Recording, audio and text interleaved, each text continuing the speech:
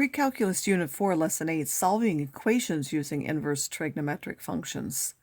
So in this lesson, we want to use inverse secant, inverse cosecant, and inverse cotangent values, find inverse values that are not from known triangles, and also solve simple trigonometric equations.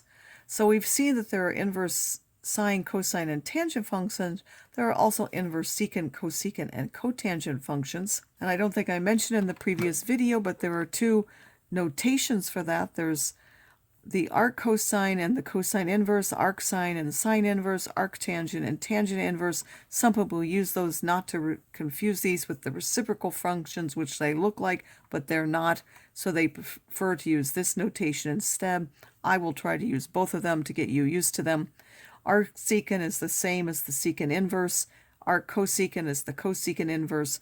Arc cotangent is the cotangent inverse. The secant works like the cosine. It will be between 0 and pi, the output for that. The other ones, they work like the sine and the tangent. The output will be an angle between minus pi over 2 and pi over 2. So the only ones, the secant and the cosecant, will give you a positive angle in the second quadrant if the ratio is negative. For the other, they will all give you a negative angle in quadrant 4. If you have positive ratios for any of them, you get a positive angle in quad 1. For 3 of them, for negative ratios, you will get positive angles in quad 2. Those are what I call the cosine dependent ones, cosine, secant, and cotangent, which is cosine over sine. And then the ones that are sine dependent, they will have negative angles in quad 4. That's for sine, and then cosecant, which is 1 over the sine, and then the tangent, which is the sine over the cosine.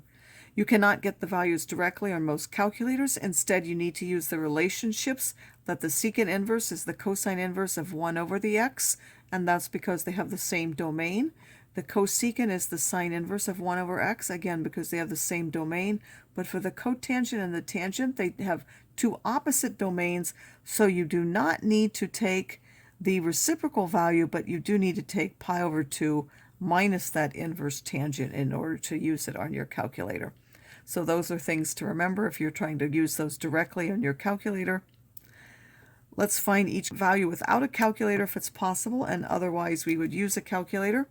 So the arc cotangent, we would first say, because this is a cosine dependent one with a negative ratio, we get a positive angle in quad 2, so that's where we'll draw our reference triangle.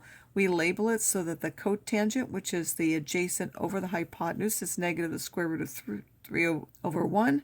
And then this would be the missing side, which is 2. We recognize that the reference angle is pi over 6, so this would be pi minus pi over 6, or 5 pi over 6. The arc secant of 2.356, this is not from a known triangle, so we would use our calculator for that.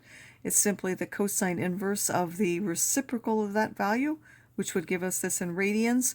If we want to write something like this in algebraic form, the arc cosecant is an angle, so you draw a reference triangle. We will just always put them in quad 1.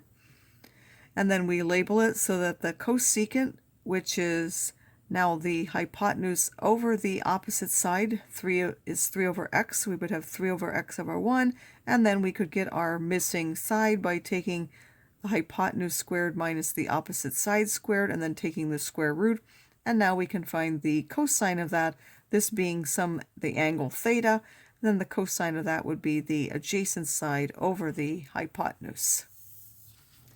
We can also use inverse functions to solve trigonometric equations. We've done so when we had exact values and could use reference triangles. Now we want to be able to solve using inverse functions. The most important thing to remember is that inverse functions only give one solution, and this solution may not be in the interval that you want. So I want to solve for 0 to 2 pi. Remember that some of the inverse trig functions give you something which is not between 0 and 2 pi, especially for the negative ratios. So if I want the cosecant of x is 3. The cosecant inverse of that, of 3, would tell us that x is the sine inverse of 1 over 3. That is going to give us a positive angle because it is a positive ratio. So I would get a triangle here, which is in the reference angle. But now where is the cosecant positive? It's positive wherever the sine is, so there are actually two angles. So I get one angle from there, and then the other one I have to do, it's in quad 2, so that would be pi minus the reference angle. So I get the reference angle directly. Again, that's because it's a positive ratio. If it's a negative ratio, you have to be more careful. So now here we have one with a negative ratio. The sine of x is minus 0.45, so this is going to give us a negative angle in quad 4. We do the sine inverse of both sides. It says x is the sine inverse of that. That is our angle here now. If I take x as the sine inverse, I get an angle minus 0.4668. So the alpha is the positive of that. And now where is the sine negative? Well, the sine is negative in quad 3 or 4. This is our reference angle, so in quad 3 it is pi plus that. In quad 4 it is 2 pi minus that, giving me these two as my solutions that are in 0 to 2 pi. So now this is a solution, but it's not between 0 and 2 pi. I have to convert mine into the correct interval that's asked for. For the cotangent of x equals minus 3.358, this is a negative value, so again we have to be careful about which quadrant it's going to go into. Because it's a negative ratio for one of the cosine dependent ones, it's going to go as a positive angle into the second quadrant, so I've drawn my reference angle into that.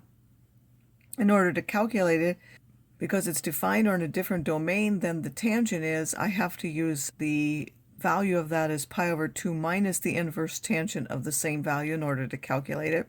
So I will get 2.85218, which is again is a positive angle in quadrant 2.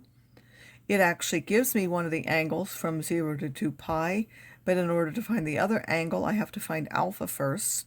So the relationship is that pi minus that angle equals alpha, or the reference angle is equal to pi minus the angle. So I find my reference angle, and then the one in the fourth quadrant where the cotangent is also negative will now be 2 pi minus alpha, which would now give me 5.9938 using this value. I don't need to calculate the first one because I already know that, which I get directly by using the inverse cotangent.